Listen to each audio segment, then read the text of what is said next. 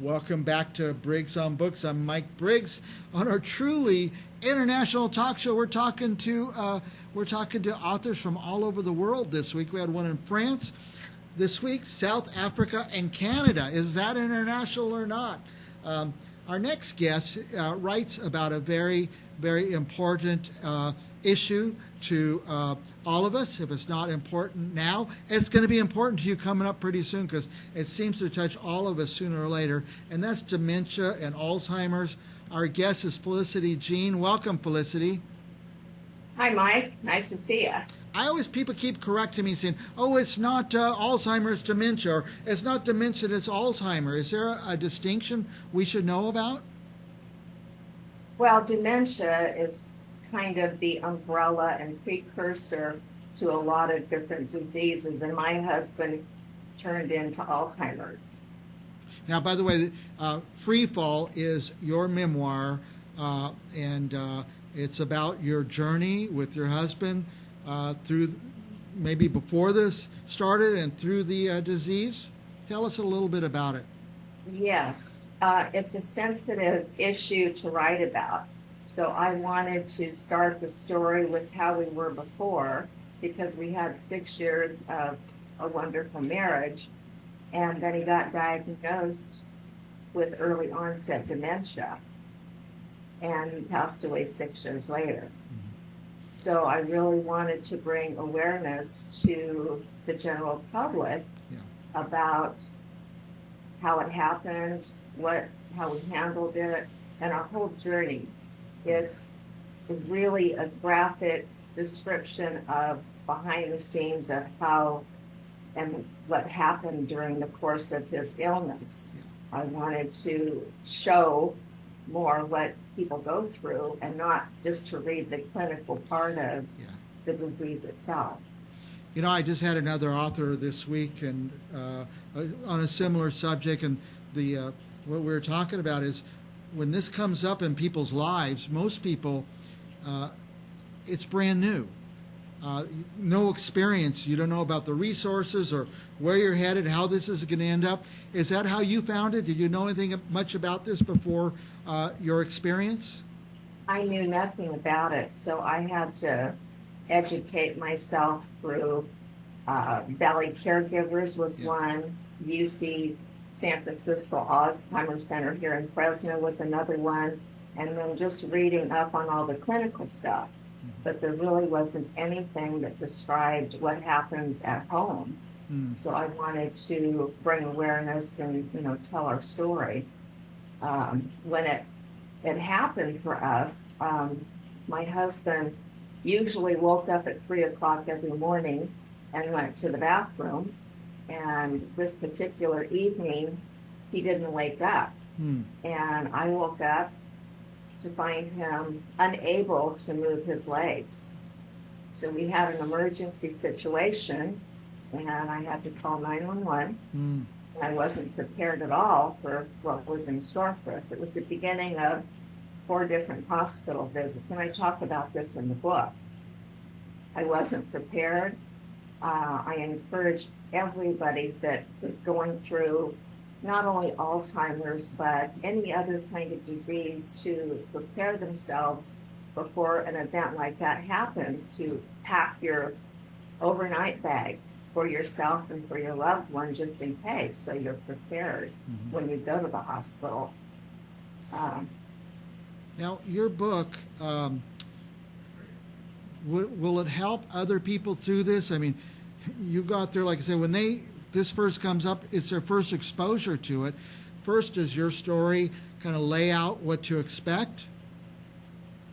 It is. It helps to kind of describe what we went through, the steps, and how we handle each episode as it happened. We were not prepared for hearing the news from the doctor after that first visit that he couldn't come home, that we had to find an assisted living place for him to live at, and it had to be one that was for memory care because of his memory. And so that's the other thing. I described what we went through trying to find the right assisted living place. You have to be your loved one's advocate.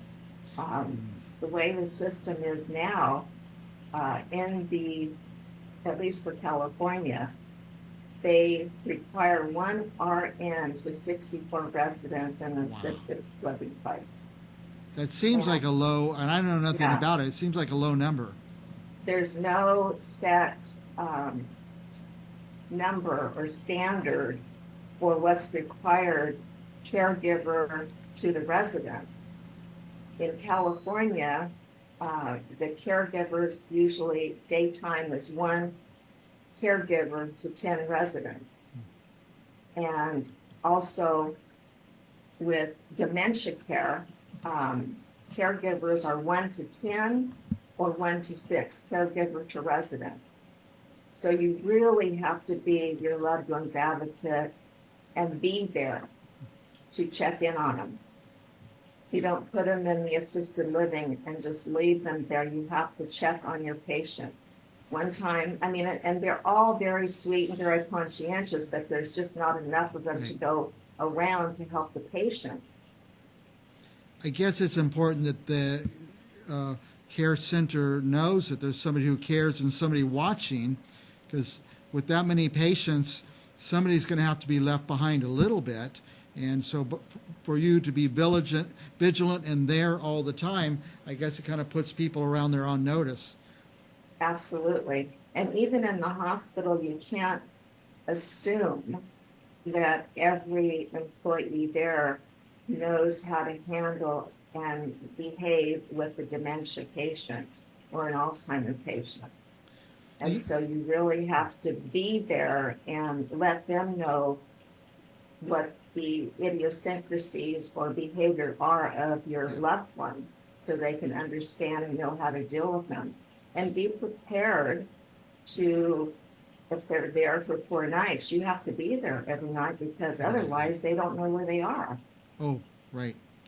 And now you said this happened, your husband had immobility in his legs, and you went to the hospital, and you weren't prepared to go for days and days and days. You had no backpack, I imagine in this day and age, you want to make sure you got your cell phone and the charging cord and things like that.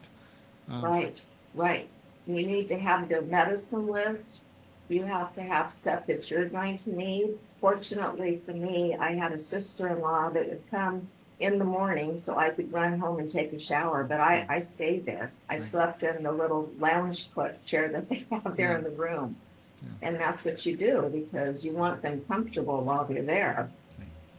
It's bad enough with their memory, but they're not knowing where they are and not knowing the people, the nurses or the doctors. Now, I know you went through this several years ago. First, how many years ago was that? And what changes have you seen in the system or systems over this time period? Where have we started and where have we ended up? I don't know how much change has happened. I haven't really been involved in the day-to-day to know. But I think probably they're a little more aware of the dementia patient now. I think what people have to realize is that they try to help when they can, but there's just not enough nurses to go around. So either you should be there with your loved one or make arrangements for a caregiver to go in to be there with them one-on-one while they're in that situation. I know the second or third time when my husband went in the hospital, I hired a caregiver to go and be with him one-on-one because they just don't have enough time to take care of all the patients that they have. Right. Now, tell us what your book does to help people prepare for this.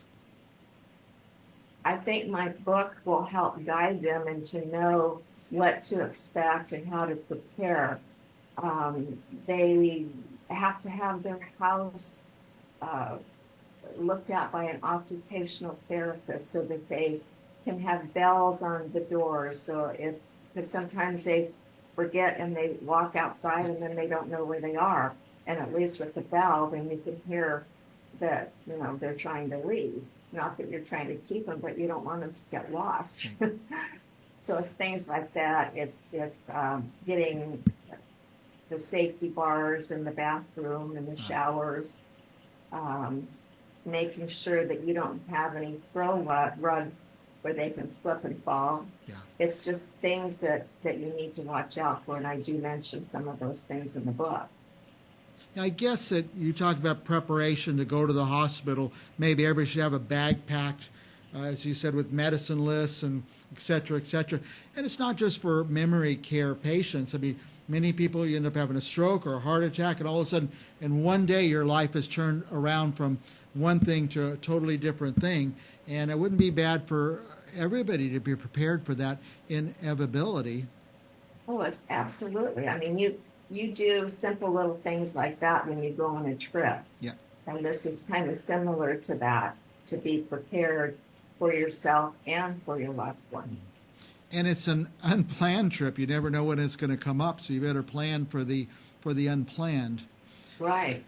Now And to make sure that you have your financial things in order. Mhm. Your advanced care directive and, legal things. Things that we're not thinking about because we're so young and healthy, and then all of a sudden Yeah, we're you in our don't think 60s about and that. yeah. You don't think about long-term care insurance and going in an assisted living facility is not paid for by the government unless you're dire, out and have no income at all. Right. So you have to plan ahead for those things. Plan ahead, see what your insurance does cover. It's a bad time to be discovering and uncovering what your insurance actually provides for you. Right. Now, this website, FelicityJeanAuthor.com, what would our viewers find there? They would find information on the book, obviously, and how to purchase it on Amazon.com. But also, hopefully, they'll get tools on what they need to prepare for in the future. Yeah, I'd say Or no. anything that could happen. It doesn't have to be dementia or Alzheimer's, but any sudden illness or accident, it all works the same. I think that, yeah, I hear story after story about it's always a surprise. You never expect the emergency, but it comes, and it will come for all of us sooner or later. We're kind of coming near the end of our time. I just asked so many questions. What do you want to tell our viewers? Anything we're leaving out that they need to hear?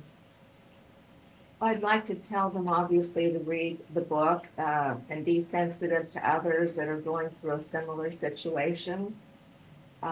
It's helpful. It helps you prepare for what you hope doesn't happen, but you might know a friend Right. that is going through the same thing, and to be there and be supportive of them during that time.